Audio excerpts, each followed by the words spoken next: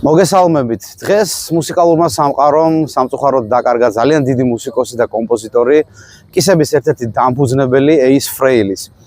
თავის დროზე საუბარი 1972 წელზე, სწორედ გარი გლიტერთან, ელის კუპერთან და ლურიდთან ერთად მან გადაწყვიტა, რომ ჩაეყარა ახალ სტილს საფუძველი, რომელსაც სტილსაც ეთქვა გლემ როკი და სწორედ კისი იქცა იმ ჯგუფად, რომელმაც ამერიკის შეერთებულ შტატებში სრულყო ეს ჟანრი.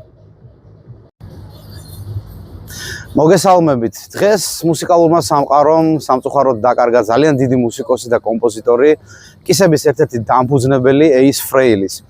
თავის დროზე საუბარი 1972 წელზე, სწორედ გარი გლიტერთან, ელის კუპერთან და ლურიდთან ერთად მან გადაწყვიტა, რომ ჩაეყარა ახალ სტილს საფუძველი, რომელსაც ეთქვა გლემ როკი და სწორედ კისი იქცა იმ ჯგუფად, რომელმაც ამერიკის შეერთებულ შტატებში სრულყო ეს ჟანრი.